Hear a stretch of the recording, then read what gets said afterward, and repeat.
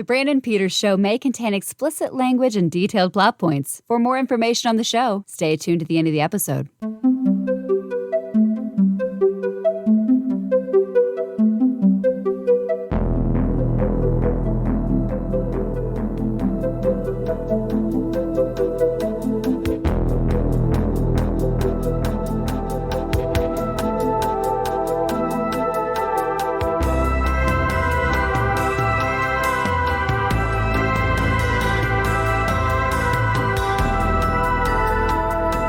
And now, live from the Brandon Peters Show, here's Jessica. Hi, welcome to the show. We are here to discuss the 2020 Netflix film, HUBIE Halloween. Oh, thank you so much for joining the Brandon Peters Show. And I am here with your host, Brandon Peters. Hello. Thank you for having me on my own show, Jessica. Oh, my pleasure. Thanks for letting me voice your show. Oh, of course. Thank you for voicing my show. Before we get to said show, quick reminder for everybody, my 4K Blues Day Back to the Future contest will have a winner announced tomorrow on the YouTube channel, but you need to get those entries in today because I record that the day before Tuesday. And what you have to do, remember, subscribe to the YouTube channel, follow me on Twitter, Brandon4KUHD, and WhySoBlue on Twitter, WhySoBlue. Then tweet out hashtag GimmeB2FBrandon, which sounds like I'm giving you something you don't want to give to someone else. But that's the hashtag we have. And But to face? Is it B2F? B2F, Back to Future. But, okay, sorry. But to face, yes. But to face. That's the second Well, usually place it's ATM, but B2F will also work. So yeah, if you want to win But to Face, there you go. All right. And my guest today here is, as you've heard already, Jessica Alsman, who you can hear weekly on the Bob and Tom Show and on the podcast FUNTOWN. Hello, Jessica. Hello, Brandon. Thank you for having me. It's great to finally be on the Brandon Peters Show. As if you haven't been on it every week so far. Well, you know, saying more stuff and things. There you go. Stuff and things, yes. So you and I, we met at PopCon in like 2016, was it? Yeah, zero prep. I hosted a podcast award show with, again, no prep. Mm-hmm. And hey, here, go do this. Great. But you and Colin won 2 awards. Right. For great sports. You're very enthusiastic, which made me feel better about hosting. That, hey, someone's having fun here. I believe I was, because I felt like I had something to prove when I went there. I was like, I need to win this. Like, I was so confident in my podcasting stuff that I felt I was going to let down if I didn't win that award. So call me cocky, call me whatever, but I was really behind my product. But I believe I was so enthused. I think we leapt to the stage, and then I think I just gave you a hug. It was the greatest thing ever. I didn't realize I did that. I was just like elated. Again, enthusiasm. It was amazing. And other people were like, to this day. I guess I won. So I'm here. And that's it was crazy. And talking to you afterwards, it was like instant friendship. Like there was no courtship. It was just like, boom, we are friends. And so you later became a frequent guest on Cult Cinema Cavalcade, and now you're on every episode here. Aw, I am honored. Yeah, no, I'm honored. I'm the lucky one here. And I've been telling people in interviews and stuff that while the show carries my name, I like to point out that there is a team, and I consider you a big part of that team. Wait, also, you tell everybody this, though? I do tell the people this. So am I supposed to feel special? Well, maybe you. I'm just kidding. Thank you, Brandon. This podcast is brought to you by Yukon Jack. There we go. This is one of them drinking podcasts. Oh. It is. I'm sorry. It was getting a little sentimental. They're talking about HUBIE Halloween, but here's the edge. They're drinking. The Canadian... Hold on. It is Yukon Jack is the Canadian black sheep of liquors or something. So it kind of goes with Hubie's girlfriend from Canada. Right. Yes. Your vocals class up this show before I go and word vomit all over it, and then you clean it up at the end. The people appreciate that, and they have enjoyed your voice. I have heard many positive things. So you're on the Bob and Tom Show, of course, and where does not so much your love for things in media, but your desire to work in media and as a talent come from? When did you decide? What was the thing that flipped the switch and said, that's what I would like to do? Oh man, I just grew up loving comedy, and in the Midwest, Central Indiana, the Bob and Tom Show was on in the early 90s. Again, I was like maybe 5 or 6 in the car with my parents listening to this, way too young with some of the bits, but it was just funny. And I wanted to make other people laugh. And I really enjoyed being the class clown, the one that would act out. Some girls are trying to be pretty, and I'm going to be the weird one that just wants to make people laugh. And then again, growing up with Adam Sandler movies, like I loved Sandler. Number 1 on the top 5 laminated list. And as I got older, of course, it turns into a respect thing because, you know, we're both taken. So I admire him. I just really appreciate him and everything he's done because he does what he wants to and doesn't care about anybody else. So him and his friends are making movies and making people laugh. So it's kind of like my drive. I just wanted to be silly. And then I end up weaseling my way into the Bob and Tom Show since I'm still here in Indianapolis, which is awesome. Mm-hmm. It's kind of an office setting for some of the things I have to do, but it's the greatest office ever. And everyone's really supportive and fun. Did I answer that question? That was good. Thank you. What was the first time that you got on air to be a part of the group on the show? The first thing I ever did for them was I voiced a bit. I did a Lindsay Lohan prison diary. And that was like the greatest thing ever for me. I'm like, I cannot believe I'm being a part of a bit. I'm a female voice. I can do this. Cause you know, it's like, hey, we need a woman around here. And someone was like, you're kind of quirky. I'm like, yeah, I'll do it. Thank you. Thank you for noticing. And that was exciting. Name's and then, Jess.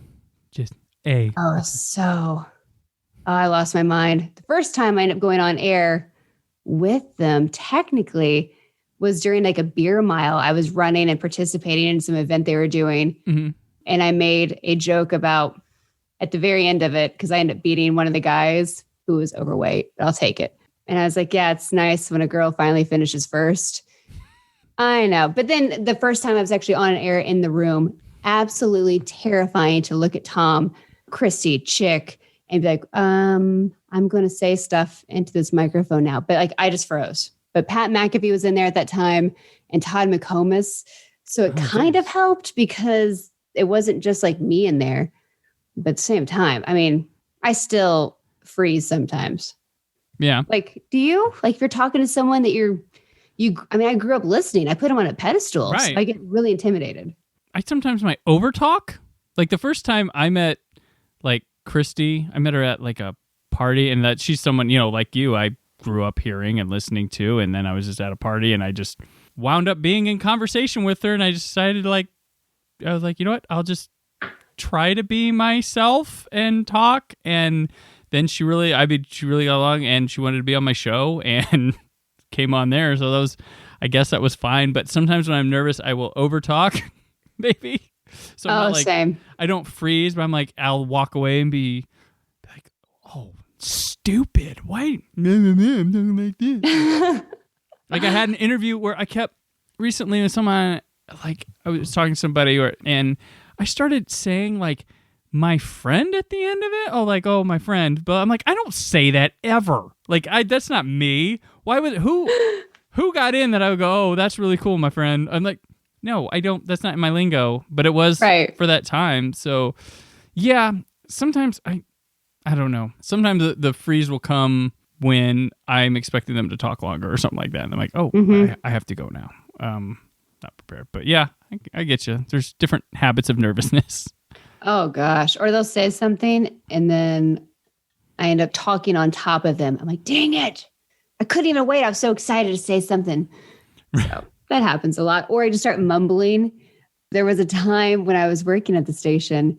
I'm weird, right? So Nirvana was playing and I'm just meowing to it instead of singing the words. I'm like, meow, meow, meow, meow, because it made sense to me. But Tom came out and I didn't realize he did. Mm-hmm. And again, it's before I ever worked for them. He's like looking around. He goes, oh, I thought you were on the phone. And I was like, oh, no, I'm just meowing so casually. And like, why didn't I filter that in my head? And he just gave me the bug eyes like, okay, I'm going to leave now. But just weird stuff like that. Or mumble. Maybe I speak gibberish sometimes because of Adam Sandler. I don't know. He just ingrained in my head. Going around and rotating. Mm-hmm. you have FUNTOWN, which this last time we weren't recording vocals for this show, you had Dockheads, and now you have FUNTOWN. Oh man, Todd McComas, comedian, former cop. You may have heard of him from, he used to be a part of the Pat McAfee show. He branched off and he started like this little podcast empire, and he does so many podcasts. And one of them was Dockheads podcast. Mm-hmm. And what was happening, he ended up bringing me into FUNTOWN, just switched everything up because he has 1041 for Life, Dockheads, and then FUNTOWN with other comedians, which it's him, Austin Real, Jeff Oskey, who I work with at the Bob and Tom show. Mm-hmm. And then he brought me in to have a female on, which is nice because I'm not technically a comedian. I don't go on stage and do a tight five, but I'm weird. So it's fun. So I switched it up. We switched it up. I don't know how he just switches brains. Like, okay, today I'm 1041. Mm-hmm. It's true crime. And his stories are so great to listen to because he has great interviews. And again, he was a cop. He did a lot of detective work. He did undercover work. So he knows a lot of the logistics. Yeah, it's good. I recommend 1041 if you like true crime. That's the podcasting sweet spot right there, is the true crime. I did see one of the funniest tweets I ever saw was like, if I ever get murdered, I'd like my death to be solved 10 years later by a group of bored 40-year-old housewives. At least he's a former cop, so it's fun. Yeah. And he works with other detectives that used to be on the job. It's a personal interest. It's a career. Yeah, that's a different angle. Yeah. Yeah. We've been in pandemic. Things change, whatever. But do you have any, I don't know, shorter term aspirations right now, or any kind of reset focus lately, or something you're pushing for in the near future? Oh my gosh. This is the year of. Right. I would just like to be able to wake up every day and get dressed, maybe do hair and makeup, because I can get away with just looking like a slob and go work, because I basically work by myself a lot of the time. So goals of getting up and getting dressed, and then eventually going back out on the road and hopefully maybe join Todd, Jeff, and Austin on stage doing comedy. There you go. Traveling around. So that's a goal. Besides that, just, waking up and breathing. Yes. Hang in Indeed. there. How about you? What are you doing? You just developed the entire podcast. No big deal. I'm not doing much, I guess. You just do one podcast a week, right? Yeah, just one. Every once in a while I podcast something. Just one that. Every time the day ends in one. Every time there's a day, sometimes two. I've been guesting, and then they'll drop stuff. So I'm like, I got something else I got to promote today, and I'm like, you know what? Get sick of me, because that's what I want. Man, social media is rough. That's one of my work. So I've been much more social media focused for this show than I was the last. Yeah, the social media stuff, it's exhausting because I gotta plant the show here, then here, and then when I go to Instagram, I gotta do something kind of different. I have to sell it differently there because there's no links. Yeah, and then the link in bio. Yeah, well, no. But look, people, it's really hard. I have trouble just posting in my everyday life, let alone if you're running a show like Brandon. Give him a break. Like his posts. Retweet them. Right. You're helping everybody out. Yeah, that's fine. It's a process, and I've found in podcasting is really. I'd like my social media stuff to be. It's going great so far. We're early. This is not even a month old. Well, as of recording, when this comes out, we'll be over a month. But when I look at my subscribers and my listeners, it's astronomically more than what my social media presence is, and it's really weird. And I can't grasp it, but... What do you call your listeners? I don't have a name yet. What? BPers or... I cannot think of anything. Brand deadheads? I don't know. Oh, that's fun. Yeah. Maybe, okay, listeners of the Brandon Peters Show, what do you want to be called? Tweet at him or comment on Instagram. Do it, please. I'm asking kindly. And sign up for the Butt to Face contest. Come on. We need more contestants. You get a free copy of Back to the Future. I'm doing the Hurley boy over here from SNL. He's a clean boy. Let him sleep in your bed. I'm not going to beg.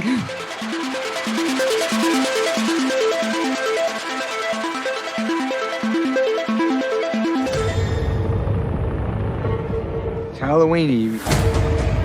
Danger is afoot. I'm going to make sure every citizen in this town is protected. What is that, monitor? Looks like you made that sash from one of your mother's scarves. There's something off in this town. We got an unsolved mystery here. I say Marco, you say Polo. Marco! Weirdo! Oh, Hubie, don't go out there. Salem needs me.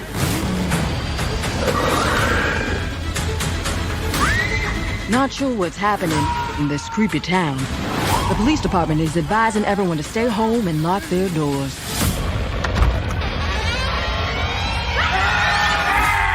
Ah, what are we screaming at?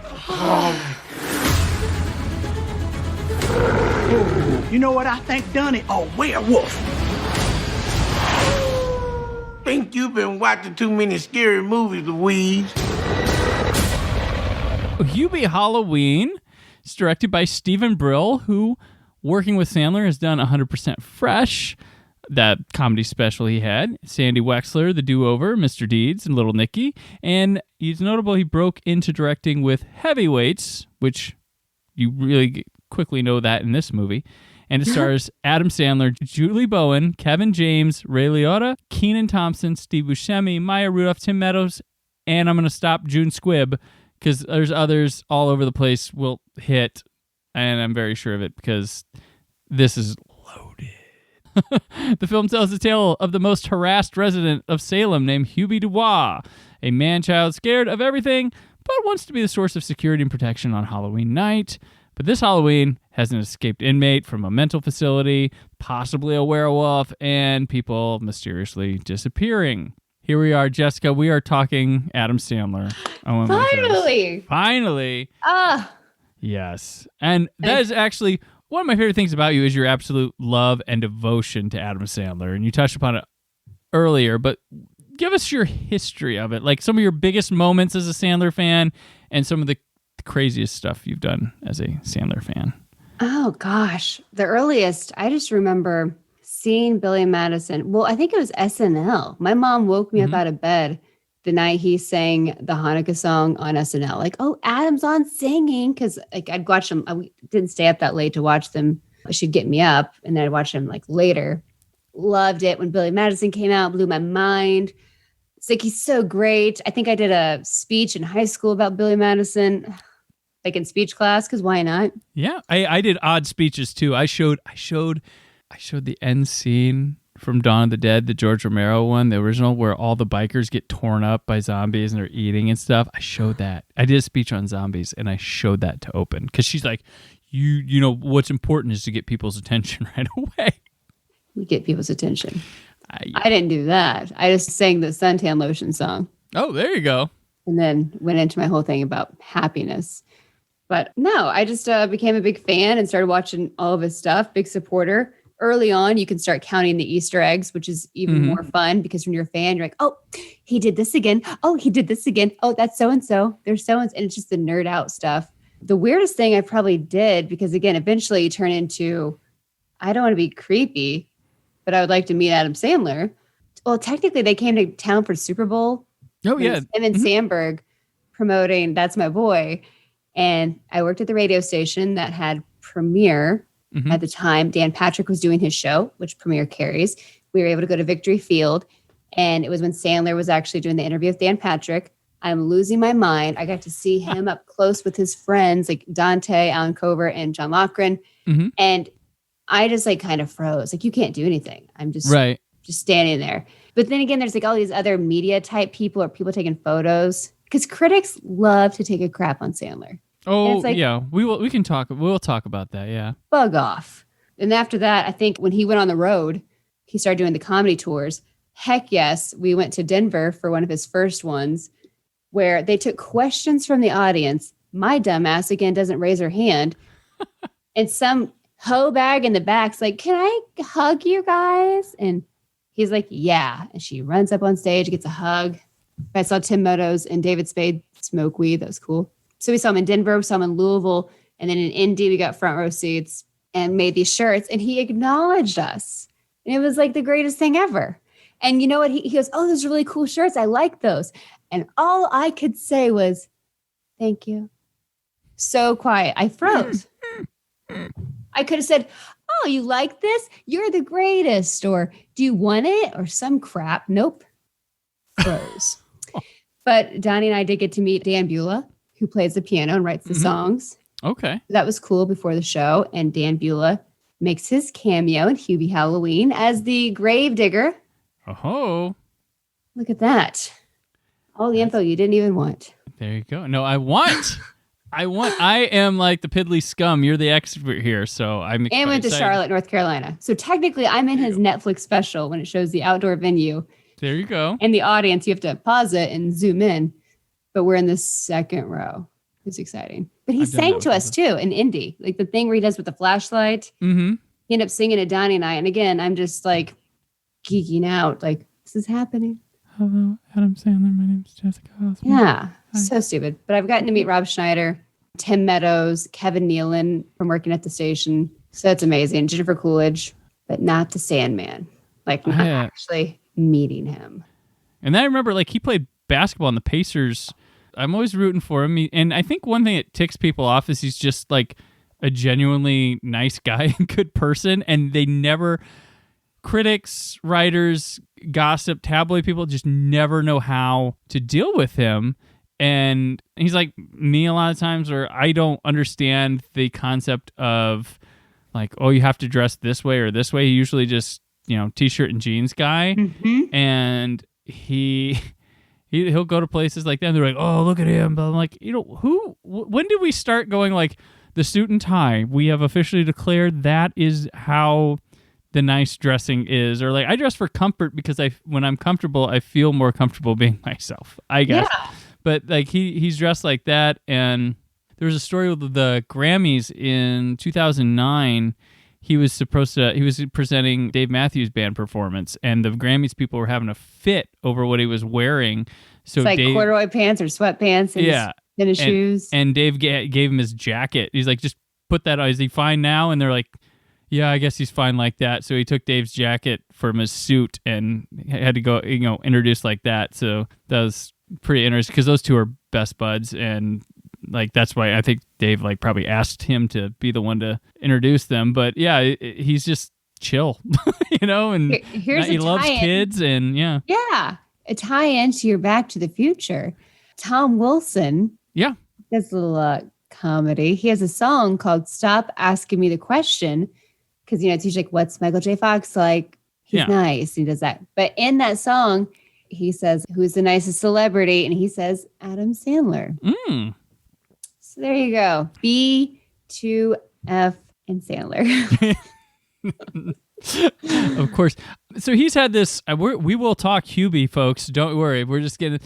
He has had this Netflix deal for 5 or 6 years now. Is that? Oh my gosh, I don't know when it even happened, but it was a great FU to the critics. Right. Like, cool, I'm going to make money and do what I want. So does it kind of bum you out that you don't get to see him in the theater as much anymore? I mean, you get him at home, but I'm a person, I like to go to the theater. I like to see what I like in the theater, but I always saw his premieres. And it's a weird question to ask right now. I get it. I know. He used to release his movies. There was always one around November, always around my birthday. Oh, yeah. Like The Water Boy was right on my birthday, and it was the greatest thing to go. Except for when I took my friends to see Punch Drunk Love, and we just like turned 16. Mm-hmm. They were asleep during it. And I'm like, yes, it's kind of heavy for us right now, but in 5 years, I bet it's going to be great. A little deeper than I was used to, and definitely them. But that caught people off guard. So like every so many years, he proves to us that like, he does what he wants. He has fun. He goes on. He has vacations and shoots movies on them. Basically, it seems like. But then he comes out and he's like, "Damn, he is such a good actor too." Like when he Uncut Gems recently, which people are like, "Oh, see," I'm like, dude, we say this every time. Like Punch Drunk Love, people said it. Spanglish, people said it. Like every time, Spanglish. Funny people, like they always come back with it, and it's like, yeah, he's kind of like, well, in the case that Nicolas Cage, every 8, there's like a genuine, bona fide great movie that he makes. With Sandler's performances, with every so many, he'll go back and do that drama stuff. Like one of my favorite that never happened Sandler movies was Collateral. Like he was the Jamie Foxx role in the original concept for it, with Russell Crowe was the Tom Cruise role. And I'm like, I want to see that movie. Like, I can see it in my head. Yeah. But I would have loved to seen that movie with him as the driver. Man, Uncut Gems, that was hard to watch. Even I'm like, oh, God.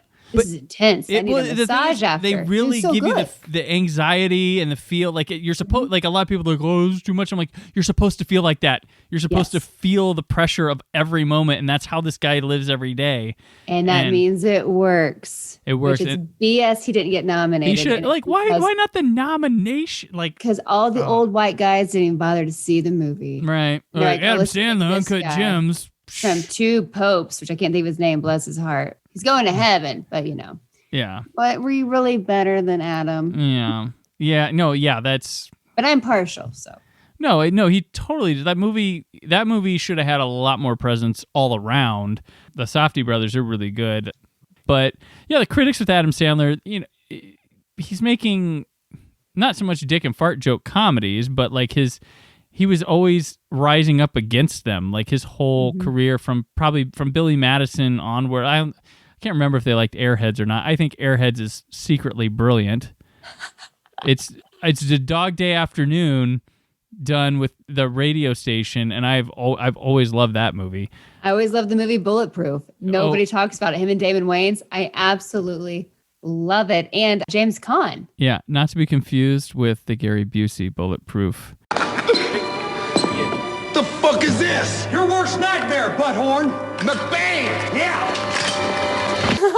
Bulletproof 1996. 96. Yeah. So one of my favorite things that happened, because there's like a genuine charm and wholesomeness to no matter how out there his comedies are. When Big Daddy came out, and I think that got bashed reviews too, and that one had like one of his biggest openings and everything. They took the poster for Big Daddy and the one where they're peeing on the wall, and they had the wall say like 40 million opening or something like that, and they were peeing on the floor where they were peeing were all the critic quotes that were bashing it. I love Big Daddy. I absolutely love that movie. Yeah, and I was The Wedding Singer. That was a movie that absolutely caught me off guard back in the day. My friend and I were hanging out, and we're like, we need something to do. We got this party to go to tonight. We're like, well, let's just go see The Wedding Singer, I guess, as Sandler. It didn't look whatever, and we were like, oh my God, that movie was amazing. Like, we really enjoyed that. And I haven't liked everything he's done since, like, the early 2000s. There's hit and miss, but I always go in hoping for him, and my wife loves Adam Sandler movies, so I get to watch a lot of them as well. Yeah. But I'm never against him, and he does hit genuine stuff here, like with HUBIE Halloween, which I guess is critically his best reviewed movie since The Wedding Singer, according to a lot of people, which seems like a long time. You know why? Conveniently, his next movie after Uncut Gems. So the critics are like, oh, he's so great now. Because he's got to make up for it. It's not that bad. It's not that bad. So, I mean, some of his movies have some stupid stuff, but I'm like, it's stupid stuff. It's a comedy. Comedies are going to miss time to time too. Like I went into Jack and Jill so excited because I love Gap Girls on SNL. I love me some Sandler. Two Sandlers, what's not to love? It's a great idea, but it kind of got hard to. But hey, again, not your favorite. I'm a supporter. Yeah, it's not my favorite. Doesn't mean you got to crap all over him. Like, cool. There's so many options out there. Watch something else then. We don't use the word worst. We'll use least favorite. Yeah, something's got to be the least favorite. There you go. So Sandler, like, does he have a thing with horror movies at all? Because HUBIE Halloween's flat out, but he's had Little Nicky and then the Hotel Transylvania movies, which are based on classic monsters. Does he have like a knack for those, or? Not really, not that I know of. I think Little Nicky, I don't know how they came up with it, which it's also a Steve Brill movie. And it's fun because you have like the guy that's playing like he plays Chicago backwards and you hear the devil. Right. Yeah. It's funny, hilarious, but it's not too scary. Hotel Transylvania. I don't know if they just decided to tap into an untapped market. Like, hey, let's do an animation film. It's going to be fun. All my friends can voice stuff and let's go this way. But that I have no idea. Yeah. It's just funny because I'm like, he's touched upon horror stuff before, but yeah, Little Nicky, I like that one. I know people hated that one, but I like that one. I thought it was fun. Popeye's Chicken's fucking awesome. Yeah. Did you pay attention during HUBIE Halloween, like all the horror movies, they were, paying homage to. Mm-hmm. They had like, in the background too, they had like Creature from the Black Lagoon. Mm-hmm. They threw stuff in there. Yeah, there was. It's like Jaws, where George Wallace is like, I ain't shutting this place down. It's, Halloween in Salem. Oh, yeah. They actually, I don't know, it reminded me of when the priest was hanging upside down, Michael Chiklis, in front of his house. It reminded me of City of the Living Dead, Lucio Fulci movie, where a priest hangs himself at the beginning of the movie, but just the kind of lighting and stuff reminded me of it, but he was upside down. That's probably too deep a cut to reach, but it reminded me of it a lot. The movie they're watching at the drive-in. Mm-hmm. And it's based off of, I think, a real one, My Zombie Teenager or something. There was like, I Was a Teenage Werewolf. That's a movie, but I think it was a teenage zombie. Yeah. So in that movie, instead of showing that movie, though, it's actually his buddies again. It's like Alan Covert, it's Martin Herlihy and JD. They're playing everybody. So again, it's like, oh, I see. That's Alan Covert. There they are. Do you want to go over the Easter eggs first? Oh, there were so many. This is like the movie made for the Sandler universe, the Sandler fans. And I'm probably the worst person to watch a Sandler movie with for the first time because Donnie and I are watching it. And he's the type that he's quiet. He wants to watch the movie. Don't talk. But I'm like, oh, there we go. You see what they did there? Oh, they did that. Oh, that's this. So I may have missed a few, but you know what? I'm gonna reach for the deep ones because anyone can find some of the obvious. But I'm gonna do some reaching, possibly. I had to. Maybe I'm making shit up. That's fine. That's fine. I was like, oh, that's Colin Quinn there in makeup. Oh my gosh! Well, do you want to start this? Yeah, that's what I said. You should start. Go through it. Let's start with the Easter eggs. Oh, first off, you got the Happy Madison. His dad, Happy Madison Productions, pops out for the logo, and they deck him out all Halloween, all spooky. I enjoyed that. And Hal L making a cameo. I did not see that coming. You see that mustache, that mouth? Yep. It's so good. Oh my gosh, special delivery. And you're like, and the fact that he actually referenced, he says, see the name, check out the name tag, Hal L. In case you were wondering. Oh, it's so good. So that was very exciting.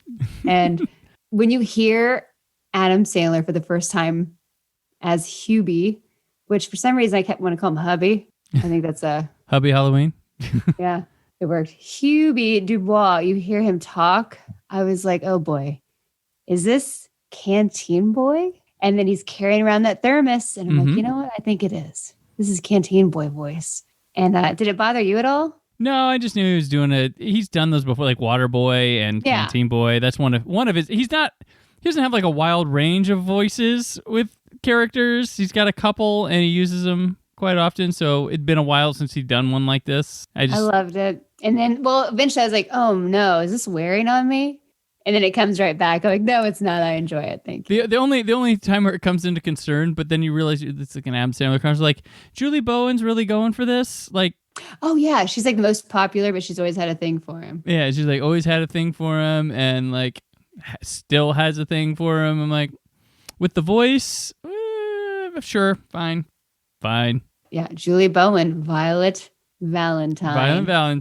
Going back to the V names. Like his name's not Hubie Halloween, but hers is Violet Valentine. Yes. Oh my gosh, I didn't make that connection with Valentine and Halloween. Adorable. But he loves the V names, and I thought I heard somewhere that he started using V names for the women because his older sister Valerie was saying something about like nobody has a V name. I don't know if she didn't like her name or she's just like, no one has this name. And, so he was like, oh yeah, how about Veronica Vaughn, Virginia Bennett, Vicky Valancourt, Vanessa on Big Daddy. Then there's Valerie Barron or whatever her name is on Little Nicky. Oh, wow. He intertwines those V names and then he broke it for... He alliterates them too. And then Winona Ryder, she had a different name. I kind of forget what it was. Fake name. Oh gosh. So there's that part. They make a lot of puby jokes. Yeah, puby. They did that a lot. It's like that's their slam on him. Hey, puby. You think I don't know what they mean? Which when Ray Liotta showed up, I was wondering, did they originally want the guy that played Shooter McGavin? Christopher McDonald, yeah. Yeah. And then you got the O'Doyles. They're back from Yes. Madison, little redheaded brat kids. So Joy Rose, his wife's in this movie. So Jackie, here's Yeah. a fun little whatever. Jackie Tatone and Adam first met on the set of Big Daddy. Mm-hmm. She was the waitress that asks Frankenstein, like, who do you want to win? And he says, the goddamn judge. So that's Jackie. And then she's been in the movies pretty much, I think, almost all of them ever since. Mm-hmm. His kids are in it, Sonny and Sadie. And they had a huge role. Yeah. They've been in his movies since like 50 First Dates.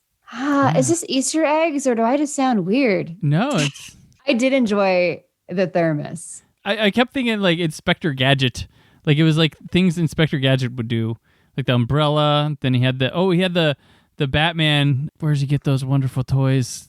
Grappling hook thing. Yes. That was cool. Oh my gosh, that was a really funny scene. I did like, we get right away. Like he is a dodging expert. Like these people in town just like as a collective hate him and try to throw stuff at him. And he just dodges everything coming at him. The funniest one is when he catches the eggs in his soup and then he's like, drink it Rocky Balboa style. And then immediately vomits, which I had that happen to me one time. I was at a party with some people. I went back to a house with some friends of mine.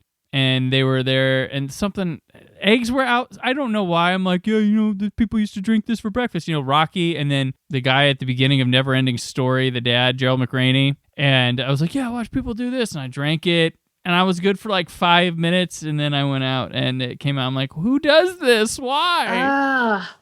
So I tried it, because that's what Rocky did. Don't do it, but people. Don't do it. quick PSA in this movie for not doing that. Kevin James plays a cop. I wonder if that was like a little play off of Paul Blart, or maybe not. Maybe it just works because he has to be a cop. Was his hair because of that other movie he did? The one he just recently had where he was the stalker killer guy. I was like, is that why his hair's? That's why we're going with this? Man, I don't know why. And they kept... I enjoyed it. The running gag was that you look like a Muppet. And I didn't see that. I was like, what? Which Muppet? What Muppet? Okay. I want to look up the Muppets. In the band, maybe? I don't know. Oh, yeah. Oh, sorry. The stuff that they're throwing at Hubie, which again, the whole movie, there's a flaming arrow at one point later in the woods. And I'm like, Robin Hood's after him? But the kids, they throw bags of poo that's on fire at him. Oh. Billy Madison. So that's exciting. And then yellow Doyle rolls. Turds. Steve Buscemi is the neighbor. I love Steve Buscemi. I love that whole thing with him. And because he's might be a werewolf. Mm-hmm. That's the thing. And he finds him in his basement with like poop on the ground. And he's like, do you have a dog in here? And then I love when he finds him in the woods and he's like eating out of a pumpkin. Like, yeah. It's just something that I was trying to think around like, why is this happening? And it just didn't make any sense to me. So it was funny because it didn't. I was like, this is just so random. I think I thought he was a werewolf. Yeah. Do werewolves eat pumpkins? Is that what? I think they'll eat anything. Pigs, pumpkins. Gotcha. Because he did kill the pig. Yeah. Won't, peanut. We do learn that Hubie pees the bed when he refers to his ghost sheet, which is just like Bobby Boucher on The Waterboy. Oh, okay. So Mama would say, did he tell you about his bedwetting problem? That's his sheets right over there. And it was like the same like spotting almost too as The Waterboy. And Hubie lives with his mom. His mama. So got that little tie-in. I don't know why I love watching Adam Sandler punch things. I don't know if it reminds me of Happy Gilmore, but like he keeps getting scared throughout the movie from his own decorations. And when he tries to knock one out, I love that. I don't know why. But his mom. Oh, when he gets in the house the first time, he knocks that one out. I just lost it. Oh, I was no, I'm fine. And his mom is wearing all these shirts that she gets. That's my favorite thing in the movie. She's like, oh. They were so either like clever or just so dumb you have to laugh. And it starts with boner donor. Which boner is another word for a mistake. Yeah, like they used to call a guy's name used to be Boner on some TV show. Growing Pains. Yeah. He's the son of Walter Koenig, who is Chekhov on Star Trek. That was Boner. And he passed away a few years back. So just there. But yeah, Boner. Mr. Siva. I like how they trickled it through the movie though. Like whenever Hubie would mess up, like, sorry, that's my boner. That's my boner. It's like, I don't think he knows what, because he's trying to like he's bringing it back or trying to sound hip or something. She had, the shirts. I was trying to find them all because I was like, oh, I really liked your shirts. I forgot to write them down. And then like nobody's listed them out anywhere that I looked. But I did remember there was, if you can read this, you're in fart range. And then another shirt, Happy Halloweener. It pointed down. And there was a boxing shirt she had that said, I'd hit that. There was Hilarious. At the end, she had kayaking gets me wet. So, but that was my favorite one. That was the best. They saved the best shirt for the last one she wears. Mm-hmm. But there's one when she was on the news. I can't remember what it said, but they were funny. I like that. Oh my gosh. Oh, the thermos, the running gag. I forgot all about this. So he does pepper spray, but when he goes to take a number 2 or a dump later, it's a candle in the bathroom to help hide the smell. Of course it is. Oh my gosh. Okay. So in his room, his bedroom, there is a poster of Burt Reynolds. Yeah. Reminds me of Happy Gilmore. Must be Burt Reynolds or something. See, I love this. You do all the homework and I sit and enjoy it. Kind of. I'm almost a little too, I'm just geeked out about it. So this is the first time I'm talking about it out loud. Again, there are going to be a lot of people that watch HUBIE Halloween and didn't think it was this deep. And now they're like, I'm still missing stuff. I'm still missing stuff. So now you have to go and find what I missed and yell at me or tweet at me or something. But yeah, Jackie Tatone is in this. She plays Tracy Phillips. How funny and accurate is this? All the news anchors are all dressed as like sexy Harley Quinn. That was hilarious when they cut. And then the one, the little girl is dressed as Harley Quinn. I thought funny. Actually, being at a lot of conventions and stuff, that is just dynamite. If they just would have had like 8 Deadpools too, you'd been all set. But oh my gosh, the Harley Quinn thing cracked. I was like, okay, I'm in for a good time here right from the beginning. They have jokes that are landing, like unique jokes landing really good. I'm reaching. So Colin Quinn, just being Colin Quinn, be kind of the same demeanor as his character in Grown Ups, but that just might be Colin Quinn's. That's what he brings demeanor. to everything. That's what he does. It's funny. Colin Quinn brings the same thing to everything, but sometimes you see him and it's the same thing and you're like, ha, Colin Quinn. And then you'll see him and be like, man, Colin Quinn drama. And it's the same vibe that he has there. And it's quite interesting how he can do that. When they're at the Salem Witch Museum, which HUBIE is a descendant of, 6 generations or something. His great-great-great-great-great-great-grandma was put on trial as a witch. She was burned at the stake. Womp, womp, womp. But it's funny because the little Puritan lady at the museum, he's trying to give her like, here's all this stuff I'm doing to help, blah, blah, blah. She throws it in the trash. I had this whole vibe of the old lady from Billy Madison, if peeing your pants is cool, but that was a total reach. That's like not even a real one. That's like, oh, is she going to say it? She didn't. Nothing about it. Oh man. But in the graveyard, we see Dan Beulah. He's the one throwing dirt on Sandler when he's in the grave. He falls in. And Dan Beulah, he wrote a lot of the songs that Sandler did on the 100% Fresh tour, 100% Fresher. And he plays the piano on that special. So it's nice to see him in there. He went to IU. Oh. Well, fun fact. And yeah, Sandler's kids. Like they had big roles in this. Sonny and Sadie. Got to get a job now. They're getting older. Yeah. And usually they just make cameos, but we get Dan Patrick. I love seeing Dan Patrick pop in. The assembly scene. That's where he's like, today in lieu of recess, we have an assembly speaker. I was like, wow, how horrible for those kids. One of my favorites when they're being mean or booing him, and he's like, "He's a human being. Oh, yeah. He's a human being." Oh, that's good. Oh, but he does his whole thing. You got the O'Doyle kid sitting at a table, and there's this little fat kid. I'm sorry, chubby kid, overweight kid, whatever you want to say. Big boned. Yeah, and I'm like, is this the fat kid from Billy Madison? Stay here, Billy. It's not the same. Again, reaching, folks, but people again throw stuff at HUBIE. And one of them ends up being a dodgeball to the face. Right, yep. A la Billy Madison, which was awesome. And then later you'll see in the credits, he does a take where he catches the ball and does the, now you're all in big, big trouble and throws it at the camera. So you were right there. That confirmed what you were reaching for. My heart. Again, just seeing that dodgeball hit him in the face, I'm like, oh my gosh, he's literally this is all for the fans. This is just a little too much. Was it distracting for you, or is it like just naturally flowing when you see all that? Still flowing. And I don't know if it's because I wanted it to be that way. I want to see him do this. There was no Robbie Schneider yelling, "You can do it." Right. So that would have been random and distracting, although that character has been in more than one movie. A lot of the actors' kids are in this, though. Like Kevin James has kids in this, Alan Covert's kids, Steve Brill's kids. So you can have fun and look for them. Tim Hurley. This is such a random thing, and I'm jumping way ahead. Okay. So Tim Hurley has wrote a lot of stuff with Adam, and he usually makes a cameo in the movies, really small roles. Like in Big Daddy, he was the kangaroo. He dressed up as a kangaroo. Mm-hmm. And in this, he's a wild bear, I think, out in the woods. That's one of the wild bears that goes after him when he runs the radio station. I don't know why I jumped to that. I put that out of order, but this, again, a stretch, folks. It's Shaq, the radio gosh. station DJ. I was like, who is this going to be when it happened? Because they keep the radio DJ mysterious, and then all of a sudden, it's Shaq. Such a beautiful female voice you're hearing on the radio, which I was so surprised. I'm like, wait, we have a live DJ that's on all day. That doesn't exist anymore on WTCH in Salem, Massachusetts, though. Right. On Halloween. But it ends up being Shaq. Holy crap. In the radio station, you can see Bobby Pickett or Monster Mash album in the background. That's kind of cool. Again, another stretch. So his wife, I forget how they end up saying it, because Shaq's with a woman that sounds like a man.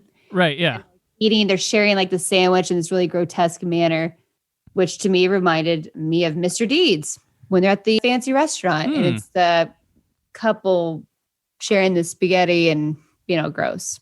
Is that a reach? No, probably not. You thought the dodgeball thing was a reach, and then it confirmed in the post credits. So, oh man, Hubie saves a cat. He saves a cat in Mr. Deeds. There you go. Yeah. That cat's face, amazing.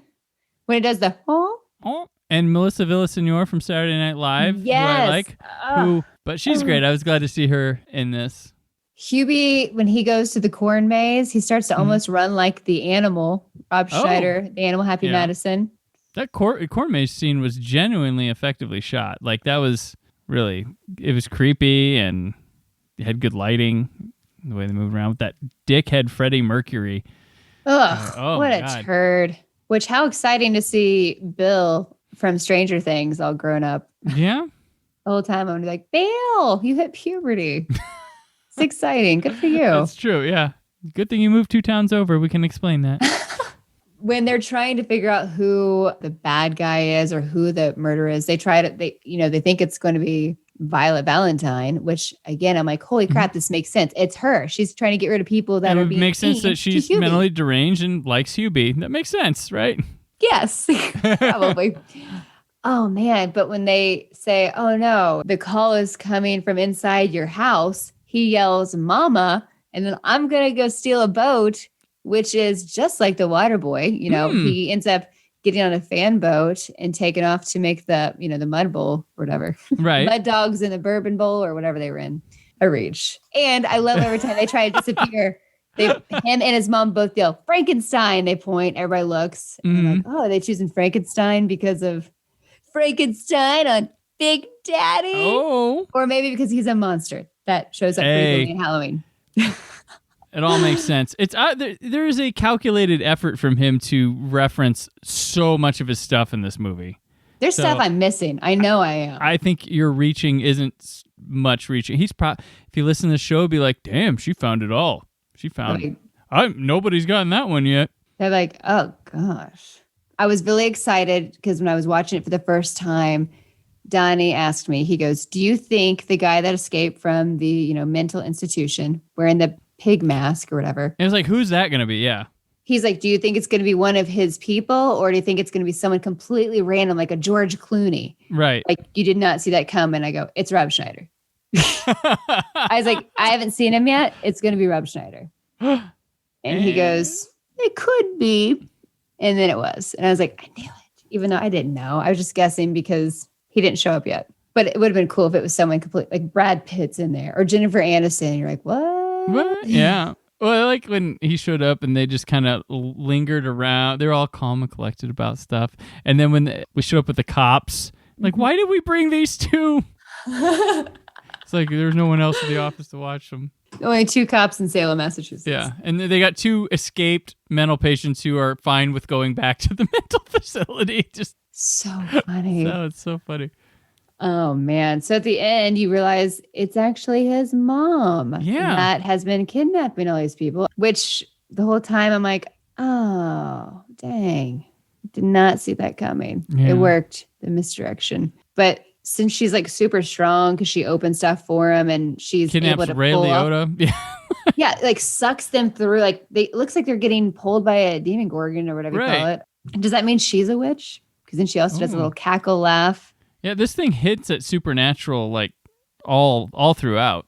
And yeah, I thought is there going to be a monster in this? Is that where we're going here? And I was like, nope, he's not a werewolf. Nope, he's not this. But yeah, there's the whole pulling back thing. But she could be a witch. She could be. Oh, man. But it's so great. Then he gets on camera. You see Hubie make out with like the camera and Violet makes out with like her TV. Very Happy Gilmore as he's making out with the monitor. I want to kiss you all over scene. Delightful. Then he becomes the surrogate foster father. Mm-hmm. Oh, yeah. Oh, and then everyone respects and loves Hubie. I almost said Hubie Halloween. They all respect Hubie Dubois. Hubie like Hubie Doobie. Yeah. Oh my gosh, when Tim Meadows is like sucking on his own pretend fingers, yeah. he's like, does that turn you on? I was so grossed out. Oh, and then she's like, men's fingers? Sucking on men's fingers? Oh, when he did his inhaler, she goes, now that's what turns me on. He's like, really? She's like, no. Like, Maya Rudolph's on fire here in this movie. Yeah, she's great. I had this weird, like, in a generalized thing about, in general, that this movie opened my mind to. But have you ever noticed when a movie or a television special or something sets itself on Halloween, that there's this, like, strong desire and fondness for it to take place in a small town? Like the movie Halloween takes place in a small town, Illinois. And every time, like this takes place in small town, Salem. When movies go for Halloween and stuff, they go like small town. It's never, it's always, is it like scarier in a small town than if you're in a big city? Well, I think like, Salem was picked because of the witch trials. The witches stuff, but it's also, small town. But I was thinking about, like, I always, whenever it's like, oh, it's Halloween it's always in a small town. I get, unless Ghostbusters, you want to count that. Oh, yeah. Ghostbusters. But yeah, you're right. It's like it's always the desire to have the neighborhood and the little small town mom and pop shops, not like going to Target or something like that. But it's always harder to get away with murder or mayhem with more people around. I guess so. It just unlocked in my mind. I'm like, you know what? All these movies that happen on Halloween, it's always small town, small this, but stupid random Brandon thoughts. That's what it was. Well, yeah, even Stranger Things, little tiny town in Indiana. Hawkins, Indiana, like I guess less people to debunk things. I don't know. Or the feds won't be there fast enough. Or please tweet at Brandon all of the movies that took place on Halloween in a big city. In a big city, yeah, the big party. And there's a barn party. Like, I never went to a barn party for Halloween. We did. You did? Mm-hmm. I missed out. Yeah, growing up in rural Indiana. Yeah. There's many places to go. But that was an interesting scene where he's like going through the barn and, taking the vape from the kid, and like he breaks that thing. I'm like, aren't those expensive? Oh, we didn't have a barn party with an actual band. A little too legit, but right, yeah. But it actually was in a barn. There you go. With some straw and somebody throw me a barn Halloween party someday so I can capture some magic I missed out on as a kid. The credits is really good in this. I really enjoyed it. It was fun to see all like the takes and all the times Sandler's, doing his rah. And they have a really nice dedication to Cameron Boyce. Oh, yeah. Right. It was really nice. I wasn't expecting that coming. I was like, oh, man, yeah. It's been fun here tonight, folks. But here's Cameron Boyce. R.I.P. It's just nice because he doesn't forget about him. Like, he made an impact on him. And Boyce played his son in Grown Ups. That's right. And I think Sandler made a cameo on Jesse. I feel like I didn't watch Jesse. I feel like I read this. So it's like they bonded. I don't know if you'd like to make a donation to support. Right. Yeah.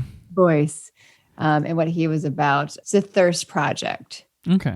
and it would provide clean drinking water and wells throughout Africa. But he did suffer from epilepsy, so you could maybe donate to the Epilepsy Foundation. Excellent. If you'd like to, show your support and love for Cameron Boyce.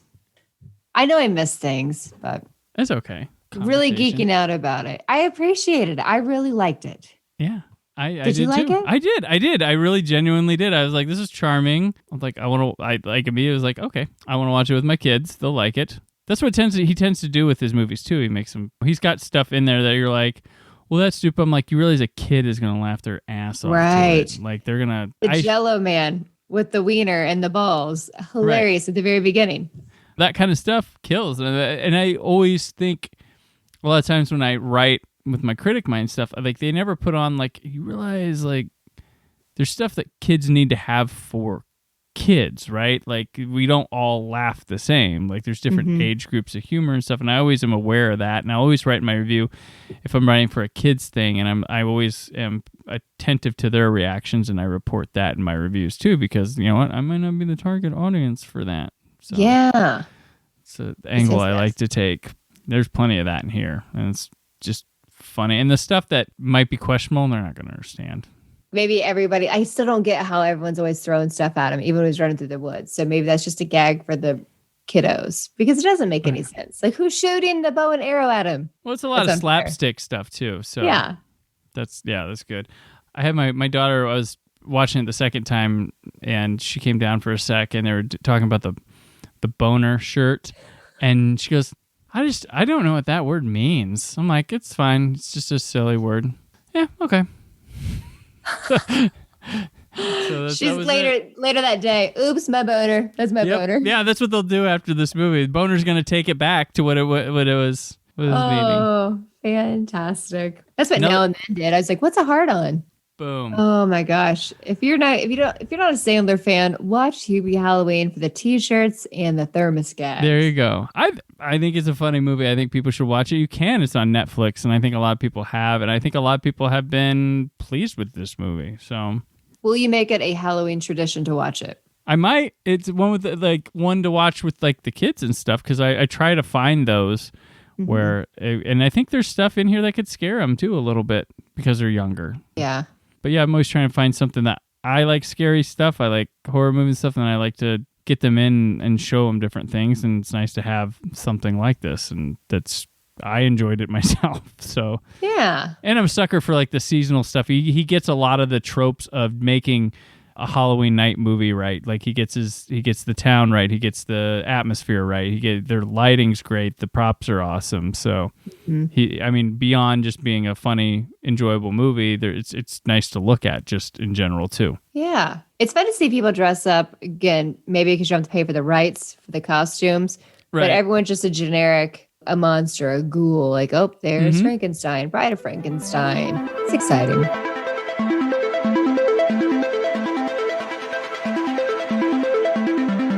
What else? This is a segment on the show where we talk about other things we have taken in recently or work we've put out in the world. So, Jessica, what else have you been up to? Besides working at the Bob and Tom Show, I do a weekly podcast. It's at FUNTOWN Pod on social media, or at FUNTOWN Podcast. You can check that out with Todd McComas, Jeff Oskey, Austin Real, and myself. Lots of fun. But as far as like what I've been doing is basically watching TV. And I just recently discovered all of the Vikings type shows. And I cannot get enough of it, from Vikings and The Last Kingdom. Where have I been? It's fantastic. Between that and Outlander, just random rabbit holes. That's what I've done during quarantine. There you go. Yeah, I've been slowly trudging through Hunting a Bly Manor because I just kind of want to take it slow and not go through it. I'm trying to appreciate episodes as a whole themselves nowadays a little more. I will pop a couple episodes in a row of things, but I'm trying to slow it down because what's the hurry? Haven't even started it yet. No. I want to. We just haven't been able to match up, which is, it's always fun. We have to wait. You don't have to, but you choose to wait for your partner so you can watch it together. It's always fun. We do that once in a while, like certain shows we do, but I'm faster at things, so she falls asleep a lot. So I don't like to rewatch before I can move forward. It's better that way. Oh man, do you like What We Do in the Shadows? Yes. I freaking love it. If Yes. you watch this TV show. Watch the movie too. Yeah. But please go watch the TV show on FX. Don't just watch the first one and go, boo. Please keep watching. Go like 1 or 2, 3 in. Fantastic. Oh, it's amazing. It is so good. For me, I also have a guest spot on Forgotten Films with Todd Libano. I've been on there a couple times, but he asked me to come on there and talk about this new show, so I was very happy about that. And we talked about this wild Exorcist knockoff from the 70s called Beyond the Door, which is crazy. And I believe Warner Brothers sued this movie and won because it was so too much. close? Yeah, too close. Ugh. Yeah, they don't do it with a child, they do it with a woman, and it's a beautiful disaster. It was fun. It was really fun to talk about that with Todd. And I recently crushed it on Blu-ray reviews here. I have Flintstones Complete Series Blu-ray review up, El Camino, the Breaking Bad movie from Netflix. There was a steelbook came out of that. Adaptation, the Charlie Kaufman, Spike Jonze, Nicolas Cage, Meryl Streep, Chris Cooper won an Oscar for that movie. You get 2 Cages in one in that movie. Oh, wow. Those twins. It's a really interesting. It's Charlie Kaufman, so his mind is, but it's about him following up being John Malkovich. Like Nicolas Cage plays Charlie Kaufman, and then there's this he has a twin brother. He doesn't have one in real life, but he added that for the movie, and it's about him trying to write his next thing after being John Malkovich, and they even go to the set of being John Malkovich in it.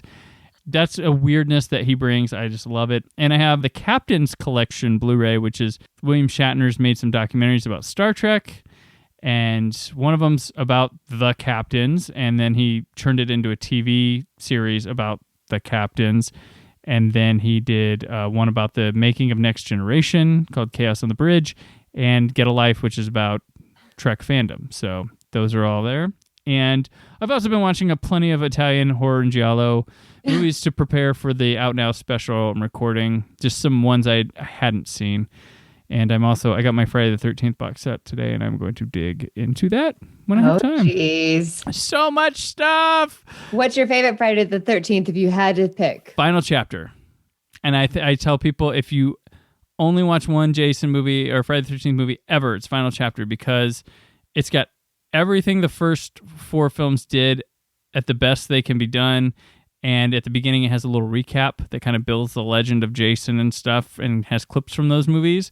And it's got the best gore effects because it's Tom Savini and Joseph Zito who directed it. It's got the best cast. It's finally not local community theater New Jersey people. It's Crispin Glover's in it, Corey Feldman, the guy from Last American Virgin, the girl from American Ninja. Just people kind of not that I need recognizable people, but it just feels elevated. And that Jason scared the shit out of me when I was younger. Because I was like Corey Feldman's age when I watched it. And I was like, oh crap, he can come after kids too? Shit. He has no morals. And he was this little horror dork too. So I'm like, it was speaking to me. I was like, oh gosh. So that one freaked me out. That's my favorite one. So I'm very excited about this box set. I'm like, oh my gosh. So, and yeah, that'll do it for this episode. Jessica, you are the best, and I am beyond thrilled that not only have you on here for the first time, but also talk some Adam Sandler. Oh man, I'm sorry. I geeked out a little too hard. That's what I wanted. I was like, must stay professional, use mid-tone range voice. Instead, I'm like, oh my gosh, did you see him get hit in the face with the ball? Oh. There was a flaming bag of poo. We'll record that version next. So where's the best places people can follow you around at? Oh, find me on Twitter at JN Alsman. That's ALSMAN. And then Instagram is at Jessica Alsman. All right. And I'm on Twitter and Instagram, Brandon4KUHD, and we're at work on Why So Blue. Don't forget to subscribe to my YouTube page, which I'll be back tomorrow on for 4K Blues Day. But for now, remember to keep the positivity in your online film chatter. Thank you for listening. The Brandon Peters Show is a Creative Zombie Studios production. Produced by Brad Shoemaker and Brandon Peters. Written and edited by Brandon Peters. Announcer vocals by Jessica Alsman. Theme song by Metavari. Web design and show art by Brad Shoemaker with Brandon Peters. All music and clips featured in the episode are property of their respective studios, and no infringement is intended. Additional information on this and other episodes at thebrandonpetershow.com. For any inquiries, press opportunities, or sponsorship, contact mail@thebrandonpetershow.com. The show is available on Apple Podcasts, Spotify, or anywhere podcasts are found.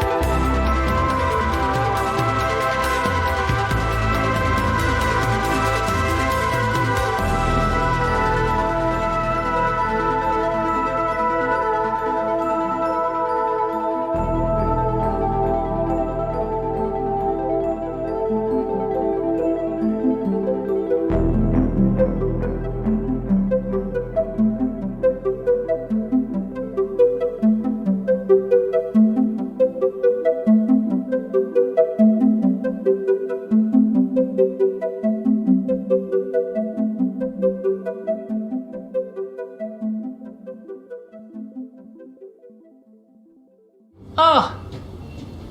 Alright. Catching some Z's, huh? Did you go pee-pee while you sleepy, huh? I heard you can't hold it in. Hartman. Hey! You quaking in your boots? You better be, because I'm your new attendant. The name's Hal-El, and you're in my world now.